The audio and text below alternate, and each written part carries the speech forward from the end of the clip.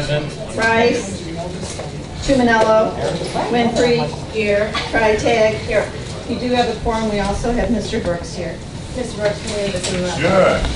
I pledge allegiance to the flag of the United States of America and to the republic for which it stands, one nation, under God, indivisible, with liberty and justice for all.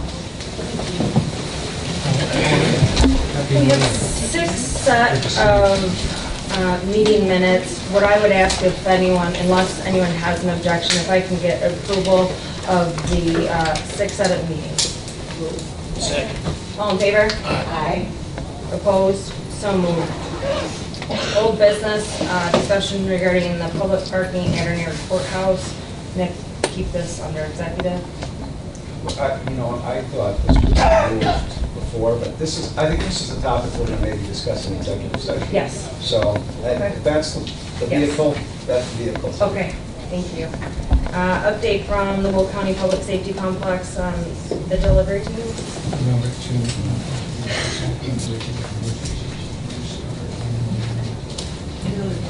Oh, you have to. Okay, you've already got something to show. Oh, okay. Okay. Well, that's good evening, everyone, and Happy New Year. Happy New Year.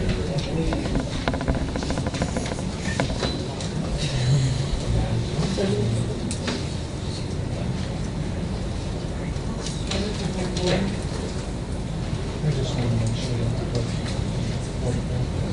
Good morning, everyone. Just to remind everyone, I am Nicole McElroy with Leopardo Construction and the Senior Project Manager on the team. Morning, I'm Kevin Kern with DLR Group. I apologize. Oh, I'm sorry. Aaron Quick with Farnsworth Group. I apologize. We had a little bit of technical difficulty in our trailers, so it'll be a verbal report today. Dave's going to show a few pictures. Just to have a report over the last few weeks, so we will be submitting a December bill this week to Dave, so we can look at that for the next few weeks. We are still on track for substantial completion for 12/27. Just to remind everyone that the original was 3/19, so we're doing really good right now. The items that were completed the last few weeks, we completed the Area A CMU, which is at the 911 center. We also completed Area A structural steel, as well as the deck and the detailing, and we'll be doing an inspection of that actually today. Area B, which is basically the sheriff's building, was started this week, so we're on track with that. We completed all of the underground electrical and plumbing.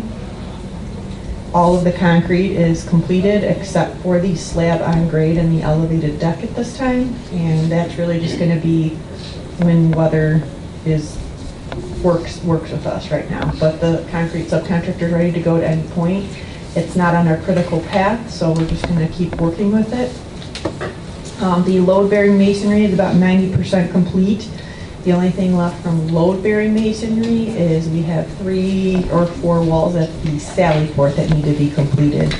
That doesn't occur for the steel erection until for about 7 more weeks. So again, not on the critical path, but if we get some good weather, we're going to do that as well.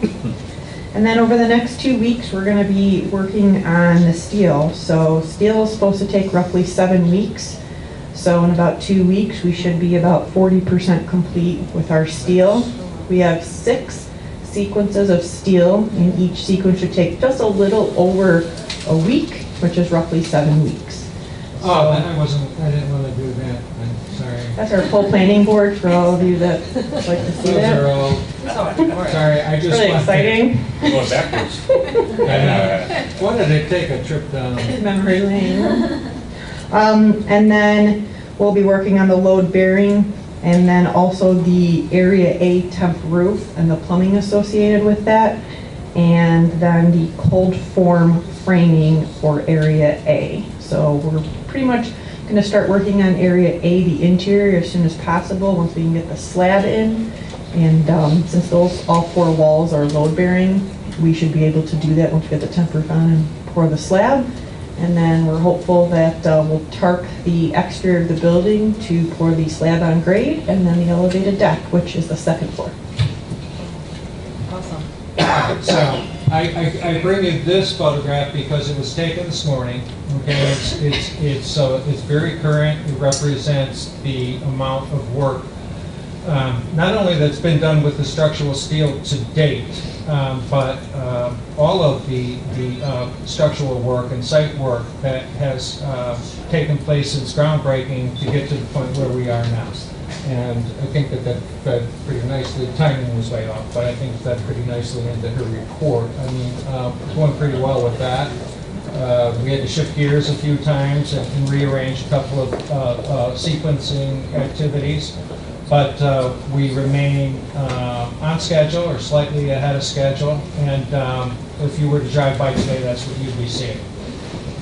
I think it's important to note that we did rearrange a few things, but we had planned to rearrange a few things. So we had 2 tandem paths at all times, and it was just which one would work out. So we knew we were going to rearrange, and we had planned for it. So this is what you see is Plan B, and Plan B is keeping us on schedule. That's all I know. You guys have anything? Sure. Just quickly, I would say that we're continuing to support the project and answering RFIs and reviewing submittals, and we're doing site observations once a week and attending the weekly meetings as well. Mike Wolf could not make it today. He had a family emergency yesterday, so he's kind of out of pocket for the next few days. So you have me instead, which is not good, but anyway. From a commissioning standpoint, what they have had, our team has had some meetings with the design team to discuss design review issues, they're really looking at it as the highest priority issues that maybe they might be able to adjust for the design as we go along. You know, we came in kind of late in the process, so it's a little bit different approach, but it's what we're doing. Submittal reviews are ongoing, and we're doing the submittal reviews. Our checklists are in process, that we're developing those checklists now for later when the equipment starts arriving and things like that for the subs to use. We are working, we think we've sent some schedule adjustments and commissioning milestones to the general contractor that they might be able to incorporate into their schedule.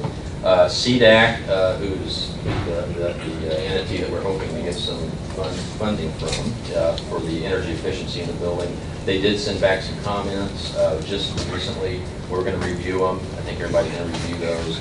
Look to see what adjustments might be able to be made. Again, that's also kind of late in the process because the design team was probably told in the beginning, design the minimum code, and then now you're trying to redesign some things, if it's going to be worth it to capture some money. So we have to look at that. Other than that, I think that's about it. Commissioning. Yeah, I think commissioning's been going really well from Farnsworth DLR Leopardo, and Leopardo will get the submittal from the subcontractor. We will send it to Farnsworth to review first so they can give any comments, and then it goes to DLR for the final review and comment. So that's been the process, and it's been going really well. They've been commenting if anything, does affect the design or not, or if they can incorporate or anything they do. And then once they get through that submittal process, I think Josh said in the next 2 or 3 weeks, we're gonna come together with subcontractor and everyone and create a checklist as a whole, so we're all on the same page with moving forward with the checklist. Yeah, it's been a good process considering we came in late, which makes things difficult. So far, it's been a great process. The team's been great. So maybe not the next meeting, but next month maybe, and you'll be able to come back to the committee after seeing what CDAC did, after you guys meet and everything, and then come. Yeah, we'll be letting you know about this as we review those. Okay. With the design team or comments, so see what we come up with. Thank you. Does anyone have any questions? Thank you for staying on schedule. So then we can move on to our next project, update from the Judicial Center delivery team.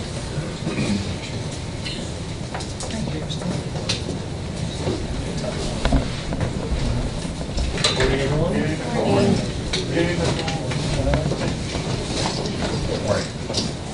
So again, Jason Dwyer, I think we need to say these times for the record, right? White Company. Like, Court. Yeah. We're working on a courthouse, it makes sense.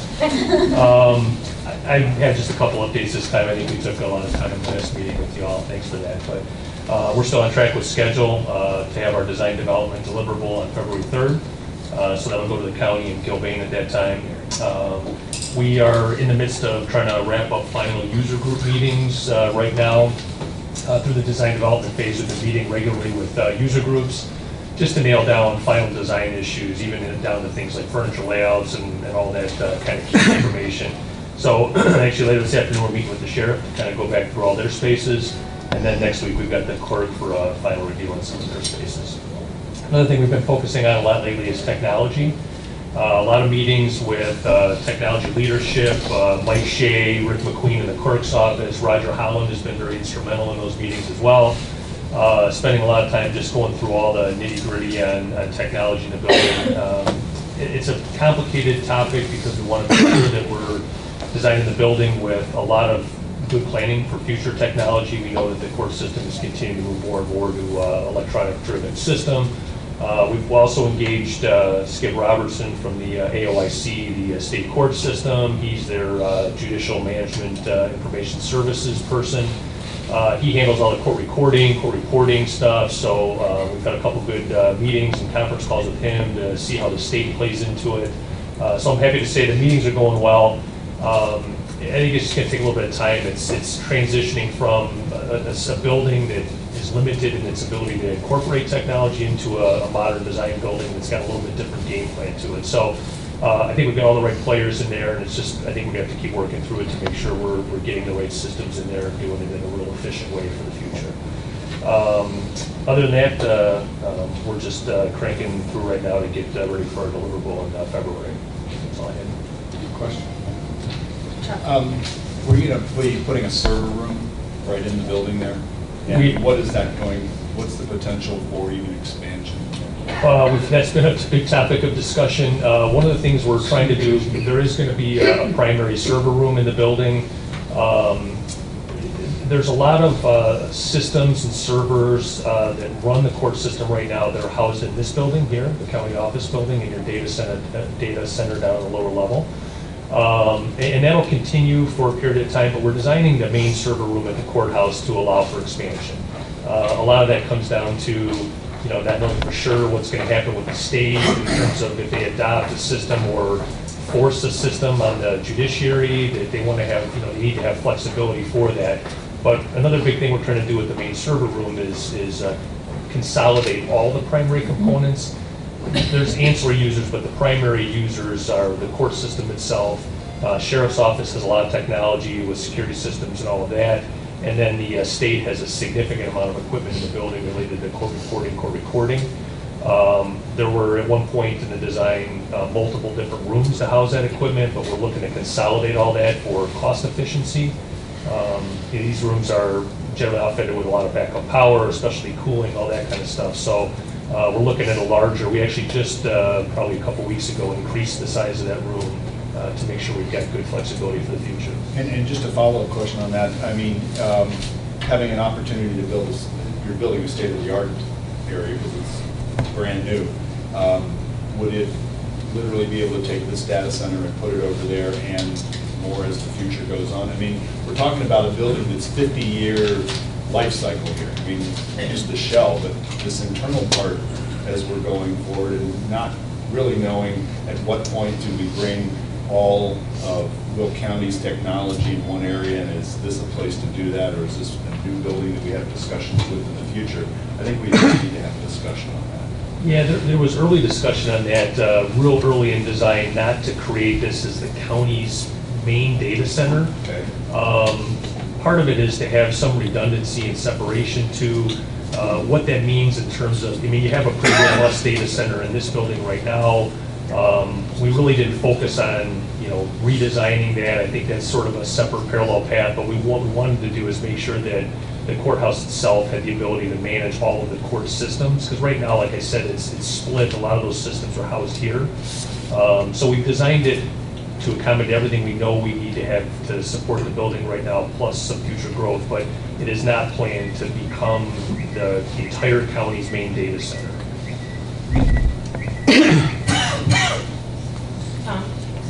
Morning, Tom Leonard with Gilbane Building Company.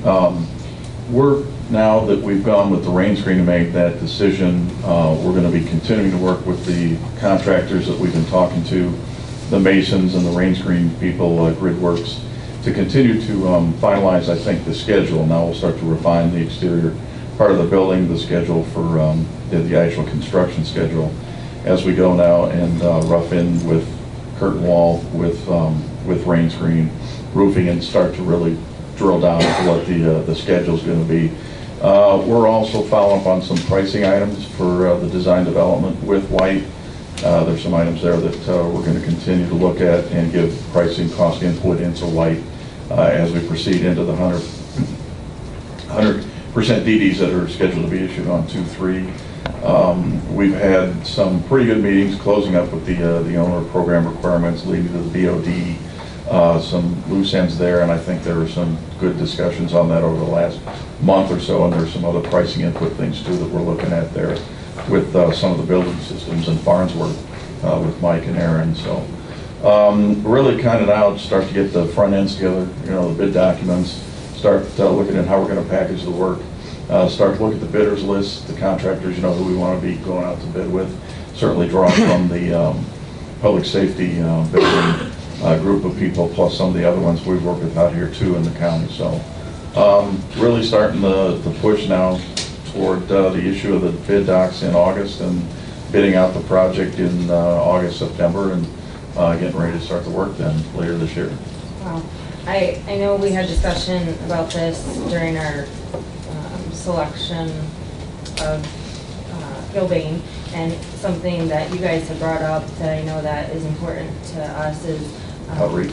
The outreach, Yeah. and the workshop, and I'd really like to see several workshops, you know, and that you know, set that up somewhere in the community, not just one, but throughout the process. Yeah, and we will definitely do that. We'll have our contractor outreach program. And we'll identify, you know, the bid packaging, have that all set up so we can put that out to the contractors. They'll know what work is going in what packages. And you're right, Reagan, we'll probably have a couple, 2 or 3 of those. Okay. And maybe before you have your first one, just to give some of us that haven't been through this before you have your first one, to kind of lay it out, you know, how does a workshop, you know, and maybe we can help, you know, give some input. Maybe it should be at this location, or maybe you should do it this way. I don't know, you know. But before you have the first one, I think, you know, we'd like to see how it's done. Yeah, we'll do. Okay. We can give you. We usually do a PowerPoint there, and we can kind of give you that and figure out where the best places would be to have it. Okay. Yeah. Mike. So when do you think the schedule will be, the basic schedule for construction will be done? I think we'll probably get the DDs. I think that's really going to help us then fill in the holes with, you know, some of the specifics. So we'll probably be looking for that in next month, I guess, February, of the month. Jim. Bid packages, Tom. I know you'll do an outreach program. You've done it, the company's done it for us in the past, and I think they did a pretty good job at that. But I'm also interested in the bid packages themselves and how they're broken down. Are they all really going to be bid large packages that kind of eliminate even medium-sized, for example, companies? I mean, and I guess I'll just throw out this things that come to my mind. It's not that you would actually do it this way, but you know, so do you break out a bid package for the millwork versus some of the other carpentry work? Is the millwork going to be different, you know, from the courthouses? You know, do you put out one package for overall electric, or do you put a bid package out for low voltage and other electric? So I'm interested in, you know, how you might do that without perhaps getting the maximum participation. The other thing I'd like to ask you, Tom, is let me use carpentry as an example. So you get somebody who puts a carpentry contract, but then they subcontract it they're going to subcontract the millwork off to someone else or whatever. You know, do we look at that? What they may sub out And I say sub out to decide another company to do it, even though they're responsible, or if they actually do, they self-perform all the work. Yeah, we don't want to try and get brokers, I guess, in there is probably what you're talking about. And in answer to your question, we would make millwork, I think, a separate package of its own. It's going to be a significant size package, and it's going to take people that are used to doing courthouse mill. That's why I'm bringing it up. It's a different type of carpentry work. Right.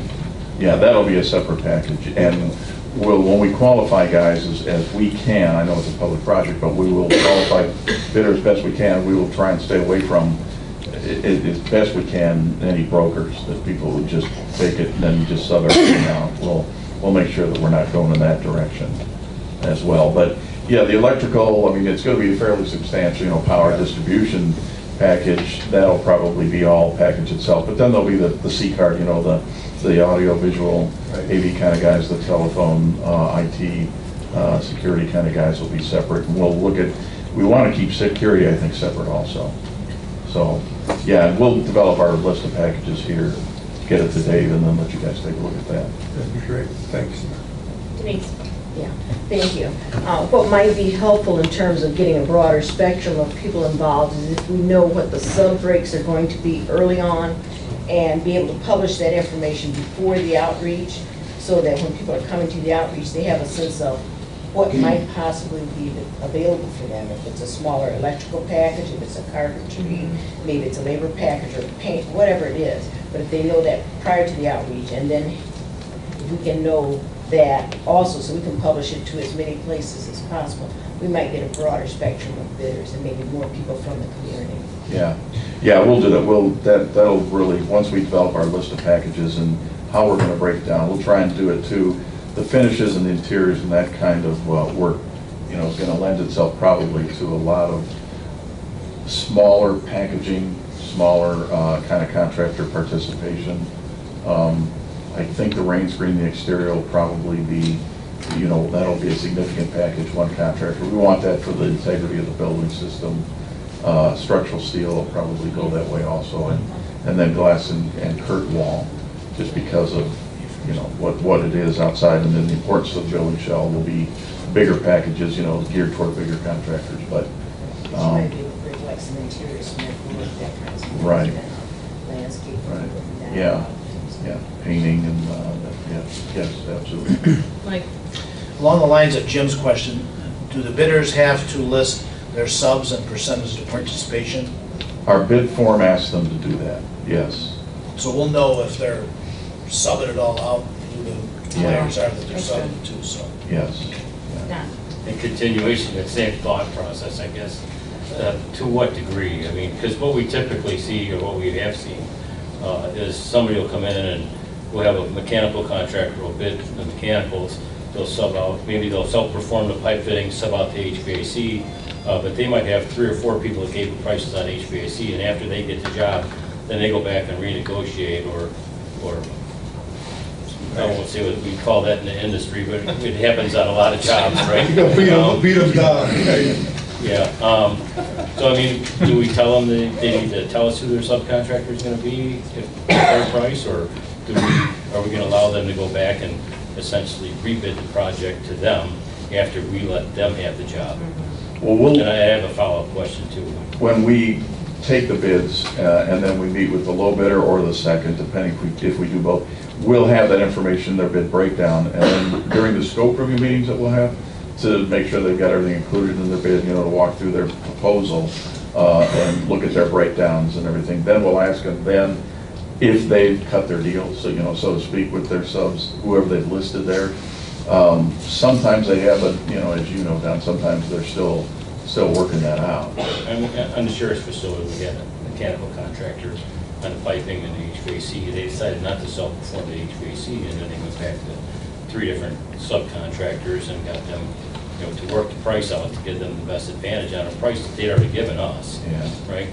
Based on one of their prices to start with. The second question, on the curtain wall side, the glazing, and is there any laminated panels on that curtain wall too, or is it just? I don't think.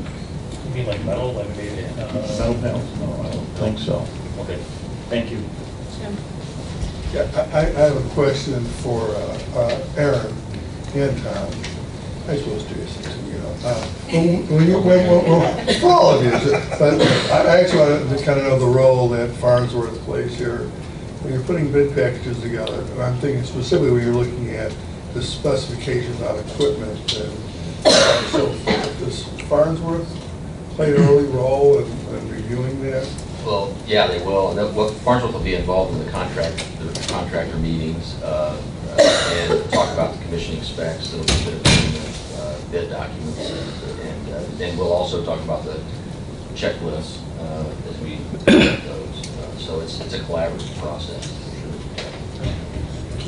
Yeah, that's one of the good things, having Farnsworth on early and having been involved so early with all the owner meetings and the CM meetings and everything, is that you know, they're going to be deeply involved in it. They'll see the DDs develop, you know, they'll see our scopes of work develop and have input into that too, so, yeah. Don? One more question for Farnsworth. At what point do you expect that you'll bring on a balancing contractor? Actually, probably once the 100% DD set is issued, then we'll probably begin the process of picking that sub-consultant, the tab. And then, so soon, we're going to be doing pre-qualifications, probably in January. Okay, because you know, Mike. Yes, right. I feel that it's important to have them on as soon as possible, because although you're from the commissioning side, you're looking at reviewing the engineer, everybody's reviewing everybody, but the balancer too will see things that, if it's a competent balancing company, they'll see things perhaps that someone else may have missed just from their experience of doing. So if we do the pre-qualification process here in January, then the 100% DDs will be issued in February, so that'll be about the right time. So they'll have the opportunity perhaps to review submittals before somebody buys a big piece of equipment. Absolutely. Okay. Thank you. Do you have anything else, Tom? Nope. Okay, thank you. Do you have anything, Aaron? Just a couple things that we talked about. Like Tom mentioned, the OPR and the basis of design. In fact, there's another meeting on Thursday to try to keep those in alignment as we move forward, and that is making good progress. We do need to come here, probably maybe the next meeting, and we'll give you a little bit of an overview of the OPR now that it's getting to the point that it is now. So we have done a cursory review on the basis of design at the 50% DD documents. We're back checked those with 100% schematic design documents and comments. If it's not a full review, we'll do a full review of the basis of design when we get 100% DD set. And some of the changes with the cost estimates can make some changes with that as well. There's some design changes as we go. We're developing the commissioning specifications right now, and we'll incorporate those into the 100% DD set. Now that you have the rain screen decision made, we're now looking at the testing requirements for that system, verification, and so that's being developed. And then we talked about the tab, and that's pretty much where we are now at this point. Thank you, everyone. Any other questions? Thank you. If I may, I have a question for this committee. Mm-hmm. With the scheduled deliverable of 100% DD on the 3rd of February, and within, 30 days or so, we'll have a 100% estimate. I think it would be an appropriate time for either first a presentation to this committee or the committee of the whole, whichever you decide, and then from that point, if you want to do a series of other presentations for the public, however you want to do it, I think that's kind of like when we should look at putting that together, or putting these together. And the question that I have for you is at 100% on February the 3rd, do you want the design presented first without the estimate, or do you want to just wait to make sure that we've got a building that we can afford before we present? That would be a good idea. That's good. Yeah. That's what I think. Yes. He might think differently, but Jason. If I could comment for a second, I think it's good to present it all together personally, so I'm glad you said that as well. I think we did at SD though, is we had some kind of preview stuff where we kind of tied up some loose ends or communicate a little more detail, because I know it's hard for this committee to, absorb all the detail of everything we've been doing in these short presentations we give once a month, but, so we did a couple little workshops, I think, at the end of SD. We could do that again if we're trying to get, specific key members a little more in tune with some of the key aspects. I just throw that out there, if that's of interest. I think it was helpful in schematic design for people to get a little better feel for some of the detail, but we can kind of play that by ear after the 100% submittal comes out, I think. And also provide you feedback. I mean, I know you guys are still doing weekly meetings, and I know some of us want to, have been attending those. So I think, unless it's by the wish of this committee to make that decision now, I think, we still have a month, and as we progress, we can decide if we're going to present just design or both. Jim? Yeah, there is one, I'm going to use the cladding. There was a lot of discussion, different types of systems looked at, cost analysis, upfront cost, long-term maintenance cost. Because I do try to attend some of your meetings and hear different discussions.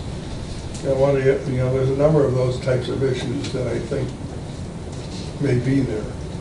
The one that comes to my mind is there seemed to be at one meeting quite a discussion on the courtrooms, interior soundproof walls, and the different applications that are out there. Not only from a soundproofing perspective or functioning perspective, but from a maintenance perspective and the appearance of what it would look like. But there seemed to be a significant difference in cost going from, you can have these high-tech materials, or you can have fabric-covered drywall or sheetrock.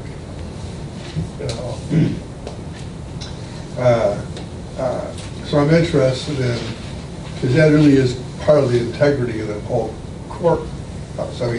So how do you move forward with that? Are you going to move forward and say, we feel this is the best application, this is the cost, or we feel this is the best application, but there could be budget implications to that?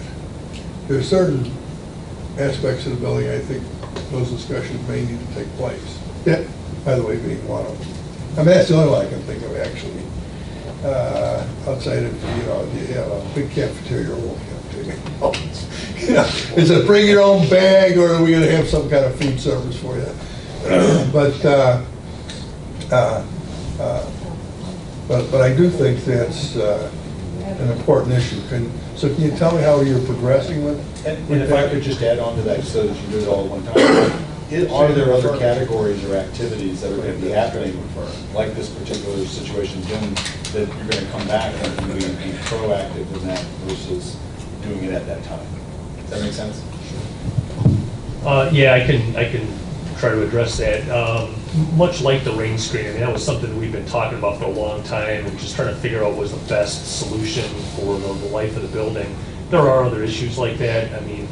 As you can imagine, it's a big, complicated building, so there's a lot to be designed, and we're trying to make decisions as we go about, priorities. And of course, if you had unlimited funds, you'd do the best of the best in everything, right? But that's just not the reality. So we spent a lot of time in the design process trying to make the best judgment calls and discussion with users and other key stakeholders on how best to spend the money that's available on the project. Jim actually happened to come into a meeting where we did have a pretty lengthy discussion about acoustics in the courtroom, and that's an important aspect. And there are other items like that, and I think that the track we're taking right now is we're just trying to identify any area of the project where we can do a thoughtful, cost-effective design to make sure we stay on the budget. But if we find an item like that, rain screen was a good example where we felt like it added much more value, but we knew that it couldn't be afforded within the project budget. That's when we brought it back to this committee to provide a little bit more direction. I think as we're wrapping up design development now in the next month, we're going to continue to work to refine things. We're doing some estimating. Tom and his group are doing estimating. And even that, it's not perfect. We're trying to estimate something that's going to be built years out, and so we're all as a collective group doing our best we can to try to track those costs. I think that as we get pricing back from Gilbane and some of the work we're doing after the design development is done, there may be some areas that we look at and say, well, hey, I think we've got a couple options. We can either do this finish or that finish, or this piece of equipment or that piece of equipment. And then, we can decide if it's talked about in a smaller group because it's a pretty simple decision, or if it's something more significant like the rain screen, then maybe have a meeting here, a presentation at committee to try to get a little bit more feedback. Along those same lines, Aaron, here I'm going to ask you the role of Farnsworth. Right. And, there's certain areas, and I'm thinking about, the acoustics. I mean, will you weigh in on some of that and saying, well, we will. This is in the really OPR, in your OPR, there's an acoustical section, acoustical standards that have to do that. It's in the OPR. It's U.S. Board Design Guide, Chapter 14 on acoustics, which is a guide. Obviously, that's a broader thing, but it does give you some requirements that are in the OPR. So those are in there, and we've been involved. Everybody's been involved in that. So, so this is the OPR, so it's more broad, and then as these guys do basis of design, we're going to get down to a lot more detail, where they start to outline some of this information, which is the idea of this whole process. So, so that's important in here. There's some minimum standards they have to meet, and so that's kind of in our role, obviously, the team's role to come up with that. And that's something I know that you guys are considering is, our courthouse currently is not meeting ADA, is not meeting the Supreme Court guidelines, and so to even jump from those two minimum standards, we are increasing size or this or that, but then also, modernizing security and safety and technology. I mean, there's a lot to consider. So, but I appreciate that, Farnsworth has been there. You guys are looking at those, but the minimum standards, most definitely. And that's something that I think should be included in the presentation, because most of us have toured that courthouse and to see, well, oh my goodness, why is this courtroom so much bigger? Do we really need that? Well,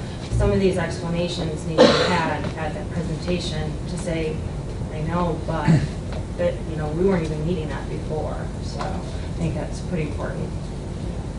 I might just address that real quick. It's actually been an interesting, we did the mock-up. I think some of you had a chance to look at the mock-up, and it's a tough balance because, on one hand, you go into the current courthouse and you can see where there's some deficiencies, but then even meeting code, basic code requirements that you have to meet now, they bring with certain implications. And what that means is you might need a ramp somewhere, you might need more space somewhere. And when you look at it, you say, well, this is way more space than we need. Well, a lot of those things are because you have to meet a current code that the current space doesn't meet. And so, it's an interesting balance. We've had a lot of discussions with all the different users to try to find, that right middle ground.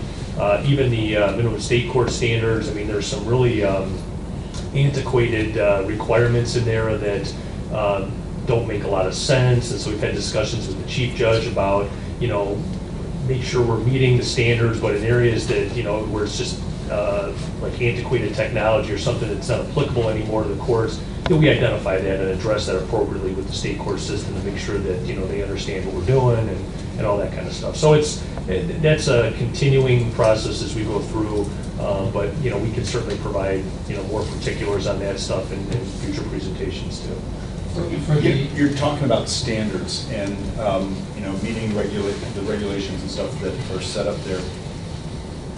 Is there when I think of standards, I think of some organization going in, reviewing what you've done and saying you're doing it right or not doing it right.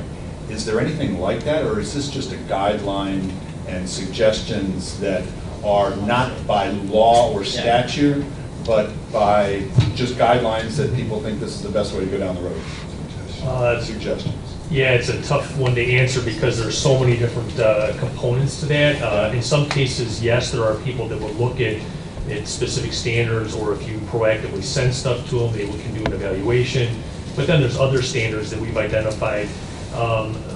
For example, in the state court system, their standards are not very robust. They don't address a lot of things. So when we looked at things like developing the owner's project requirements, we looked at things like federal standards, which really aren't applicable to a county courthouse. So we've adopted, portions of them that make sense, but there's not an entity that comes back in those cases and says you've met them. I mean, that's I think that's on our team and Farnsworth to kind of look at it and say, these are the parameters that we set in place. And then, White and our design team, prepares a basis design for that, and Farnsworth back checks as a way to make sure that we've met your owner's requirements. So if the federal court is supposed to be, 1,000 square foot, and we don't want to put in 1,000 square foot, we want to put in 900, that's not going to impact anything in the design or anything. It's just a matter of where we want to be when we have an end product.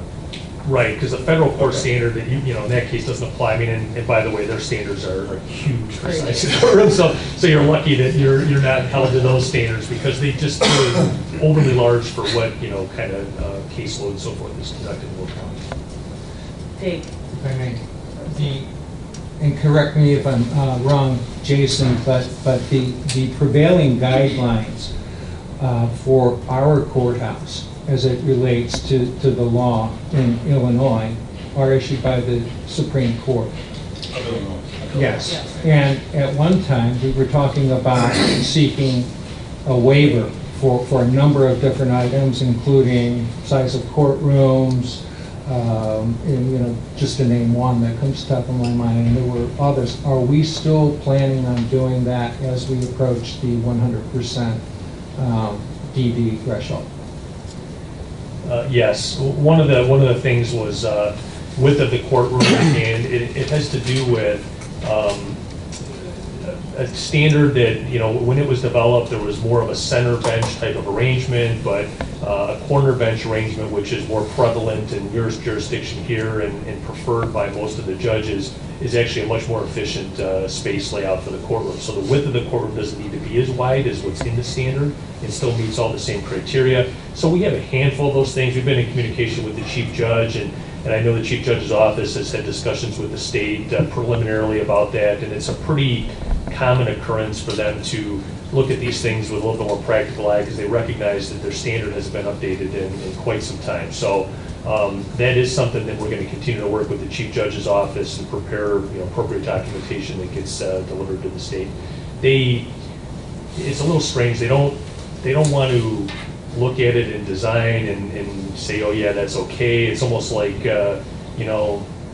we understand where you're coming from. Just give it to us when you're done, and we'll process the necessary waiver. It's kind of a strange process, but we're in regular communication with the chief judge's office to make sure that we're doing what we need to on that particular item.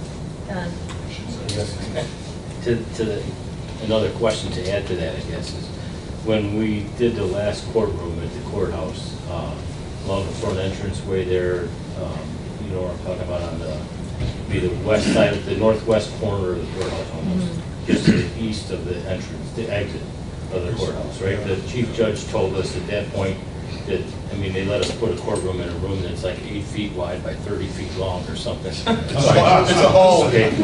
But the chief judge told us at that point that the Supreme Court had told us that they were no longer going to issue us any waivers on courtrooms in Will County. You're telling us now that that's not necessarily the case because we're going to have a new courthouse, they're going to issue us new waivers?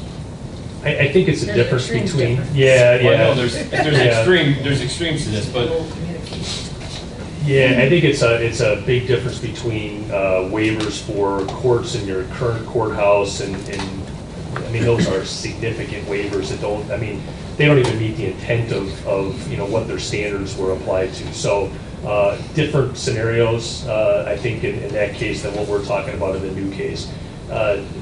Other items, they've got requirements for like marker boards and other types of things that just aren't used in the court system the same way anymore. So it's a lot of that kind of stuff too, just to kind of make sure that everybody's on the same page with what the exact final design requirements are. Is all of this going through the chief judge, or do you know who at the Supreme Court makes these determinations? Is it the Chief Justice, or is it the Chief Justice? Chief Judge has been meeting with Kilbride. I know No. Okay, so, yes. Well, Kilbride's not the Chief Justice. No, but I know he's been meeting with him. Okay, good. Yeah, there's another. Who at the Illinois Supreme Court level makes these determinations? There's another gentleman, I'm drawing a blank on his name right now, that I think reports to the Chief Justice that goes through that process. But so we're working through Chief Judge Shainstead to work with the state court to make sure we've got those. Are you guys privy to those? I mean, are you in those meetings too, or no? We have not been in the meetings because the only meeting they had was an informal one, as far as I know, at a conference to have some preliminary discussions about it. But if the time is right and it's appropriate for us to join a meeting, we'd be happy to do that. I think if you're at the point right now where you already know you're going to have things that fall outside of the standard or what's standard, maybe it'd be a good idea before you give us the 100% design, you guys have that conversation. And what's the fallout or consequence if you go through this whole process and they're telling you, give it to us afterwards, and no, we don't want to give you a waiver here. I mean, there's really no. I mean, they have nothing. There's nothing they can do. They're not financing this. They're not doing anything. They're just setting guidelines, and that's all it is, to give us some guidelines, is it not? It's a little more than that, I guess, but it's not. So I don't understand. We're not talking radical departure. So I don't want to have you think that we're talking about major differences between what's in these state court standards. So and that's where I think we're relying on the chief judge here to have those conversations and make sure that everybody's comfortable with what's being done. I mean, I think the reality of it is that there's probably few courts in Illinois that meet all of the standards anyway, and not that that's necessarily a reason to not meet the standards. It's just that I think it's indicative of some of the standards are a little bit outdated and antiquated, and the state recognizes that. They just haven't, they haven't published a new standard, and it's also very hard to address every possibility in a standards document. It's more, to provide guidance. So I think right now, based on the discussions we've had, we don't have major concerns about where things are going. And I think this is, one of many standards or compliance things that we're looking at. And, it's, like you said, it's more of a guideline. I mean, and then there's the ADA, which, I mean, what are the consequences of that? Lawsuits, which we don't want. So, but, there's a multitude of things that you guys are looking at, and I'm thankful that you're taking all that into consideration. Any other questions? Thank you. Thank you. Moving on to discussion on the RFQ for design of the health department. Dave? I was looking for Rita. I'm here. Oh. Come on up. The RFQ for the architectural and engineering services required for the new facility for the health department was issued late last year, and is, I think that with Rita's help, we were able to issue it during the holiday break, and if you want to run through it. It was released on Friday, the 23rd of December, and we got a due date back on as of Monday, January 30th. So it'll be out on the street for almost a month. There is a 14, if I may add just a few details, there's it contemplated a 14-month design phase to the project, which includes a hefty amount of time for programming. The RFQ was clear in its description that while the current location might be the most viable for a new facility, it's important for whomever is selected to explore other potential sites as well. So we're not necessarily locked in to our current location, but to look at other locations is also going to be part of the process. Aside from that, we're having a pre-submittal conference on, oh no, we're not, no pre-submittal conference, so. We just, we contacted a number of firms, local and regional, and who've expressed interest in the project from day one, and we hope to have a really good response. So if anyone on this committee knows of anyone that's interested, I mean, directly to Dave or Rita, Yeah, if if they they have any contact me, questions. then I can send them out via email. We focus it all on firms that actually have a practice in health type facilities, lab facilities, and Yes, this will be part of the solicitation document. The RFQ itself requires the respondent to demonstrate their level of experience and qualifications based on showcasing at least, or referencing at least 3, but no more than 5 health department type facilities for a municipality. I guess my question really was, did we said we kind of get it out there, make companies aware. Did we make those type of companies aware that we know that, for example, they do that kind of work just to make sure they know it's out there? Oh, yes. Okay. Oh, yes. As a matter of fact, some of them are, I believe, represented in the audience to this committee meeting today. So the word's out, for sure. Any other questions? Thank you. Moving on to the future of the current Will County Courthouse. I know a lot of us have gotten a lot of questions, outside, and what's going to happen with that. And so I guess I wanted to start that conversation.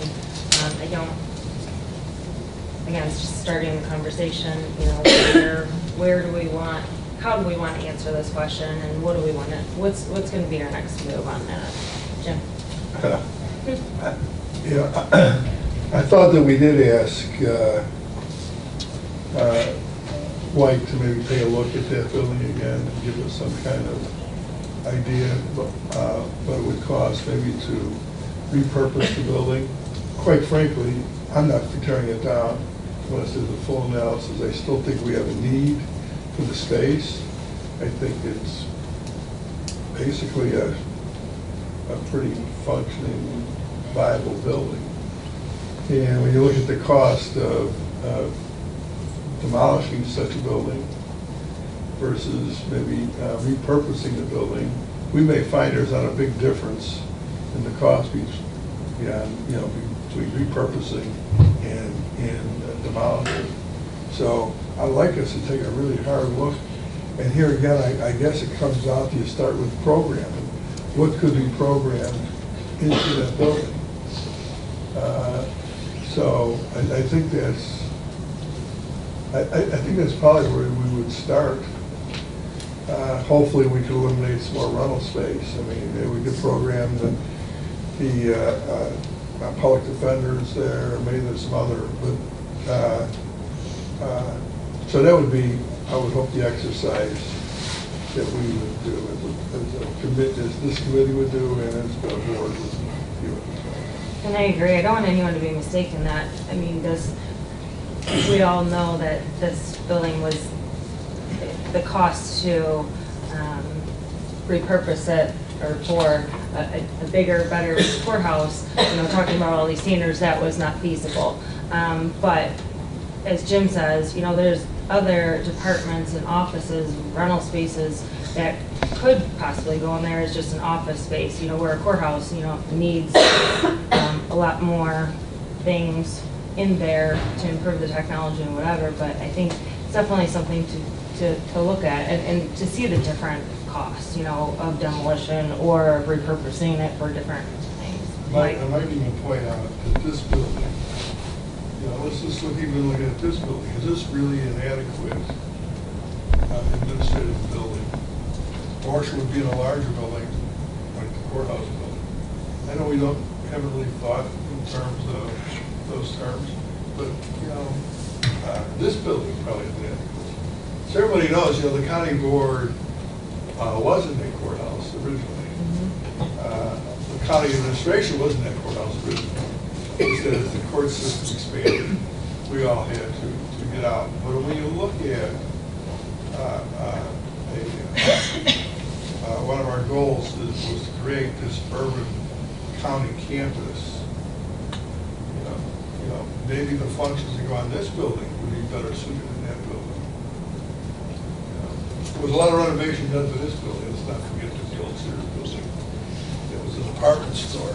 I mean, if we can take a department store and turn it into an administrative building, I guess we can take a older courthouse and repurpose that into an administrative building. It helps create that campus and actually meets the space needs. I'm not so sure people that work in this building should be in a basement. We get a lot of people work in this building, live in a basement. There's no windows, no airflow. No airflow. I got 3 6-foot by 5-foot windows in my office, and I wish I didn't, because I wouldn't have to have the space heater on my desk. Well, my point is that I think that we haven't really explored what we talk about in terms of, I think about public defender. But this building, if you look at what was done by White, and we should pull that study out, just familiarize everyone. They did talk about this being another administrative campus, anchoring one side of the downtown Joliet, and the judicial anchoring the other side. Well, I don't think that may be viable, so maybe we need to concentrate on forming that one county campus there, which would include moving the functions from this building into that building, and this building perhaps could serve a number of different purposes also. So, including storage, we're probably running out of. So, anyways. I think White did a pretty comprehensive study when they looked at what the cost would be to turn that into a courthouse, and you had some good, and then they were rough, but not that rough, numbers on what it would take per square foot to do that. I would think that a lot of that information could be used to figure out how you could translate that into office building square foot without doing a whole heck of a lot of studies. Jason, agree? Yeah, I think so. There was a good bit of data done before. I mean, the question is, space-wise, what do you want to do with it? If you talk about just eliminating some of your lease space, it's not really enough to fill the building.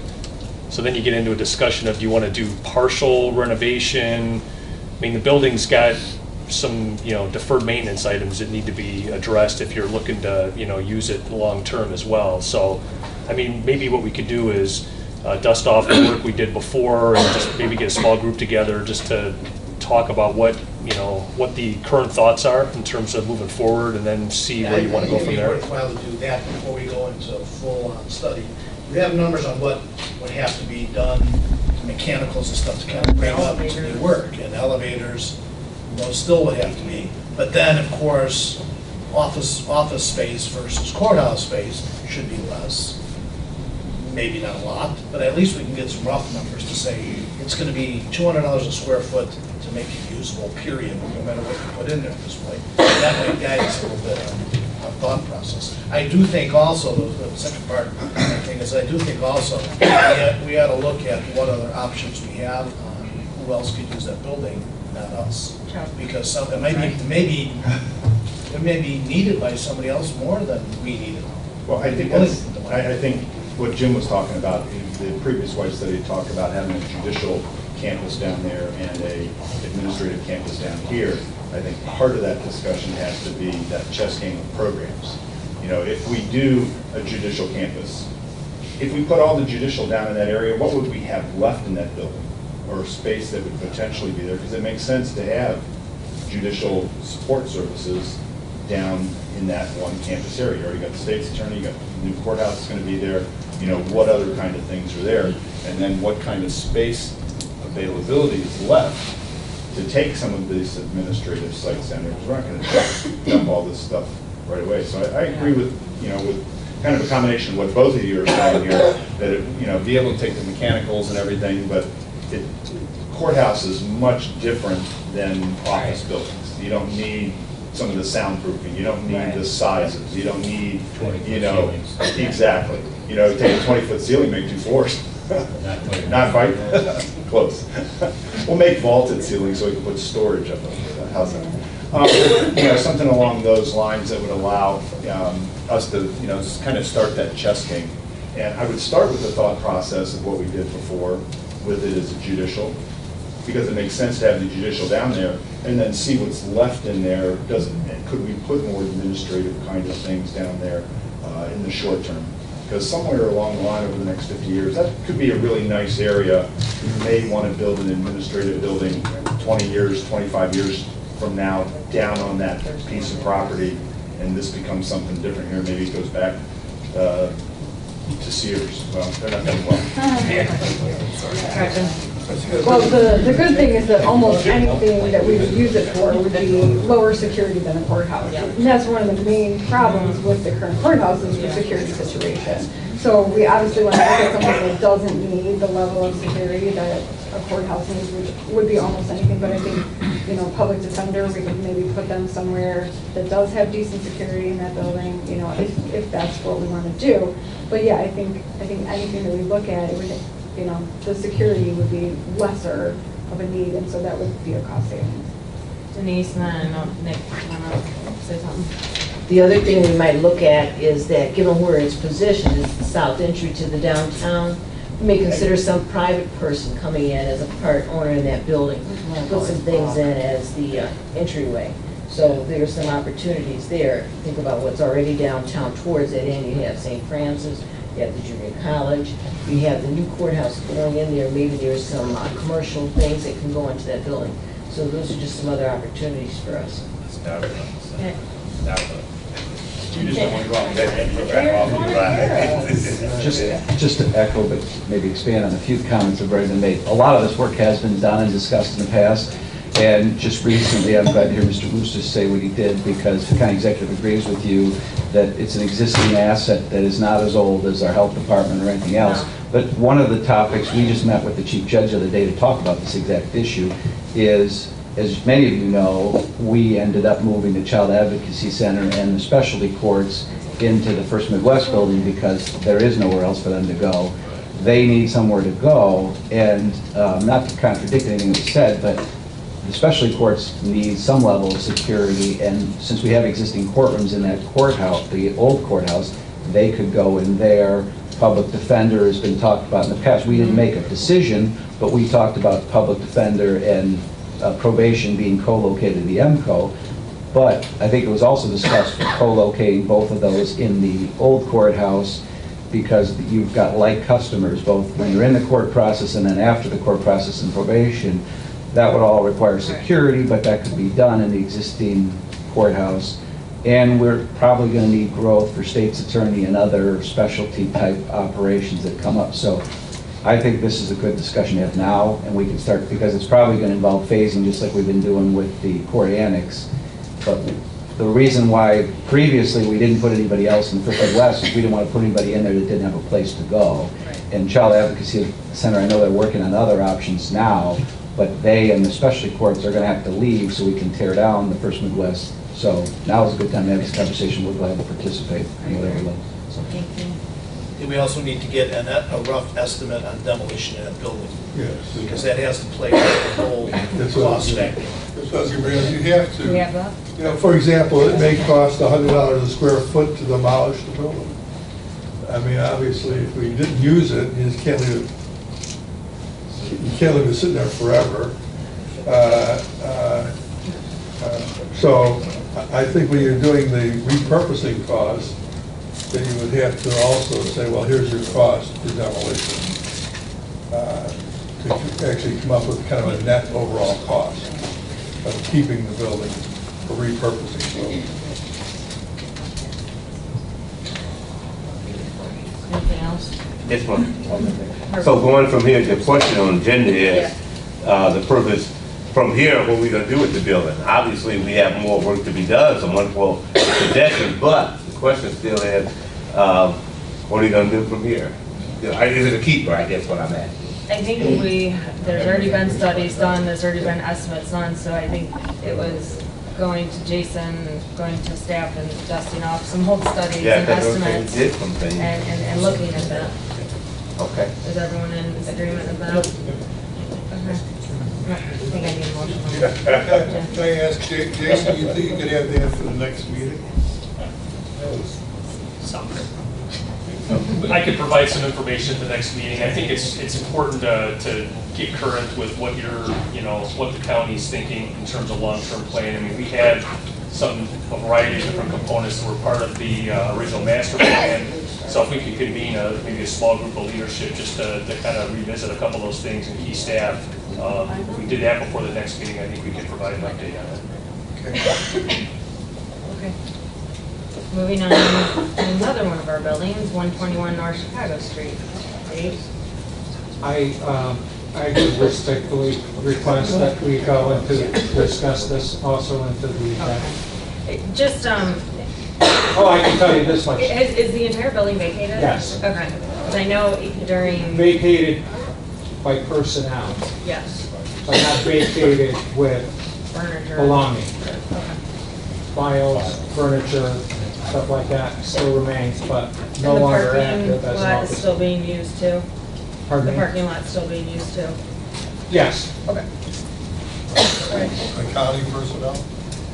it's hard to say. We did provide, I don't know that we've officially told the remaining people who were in the 121 parking lot to move over to the first west parking lot, but I think that's what was provided for, so I do think there are parking spaces for them. But again, that would be temporary, because once we demolish the first Midwest building, we'll have to find parking before that. So, Okay. No other old business, new business? Any public comment? Public comment? No public comment? No chairman's report. If we can go into executive sessions for the purpose of negotiations with some of the county-owned property. Motion to go into executive session. Roll call. Long, Yes. Ballinger, Fritz, Solaire, Moran, Rice, Manello. Yes. Hey, okay, I guess.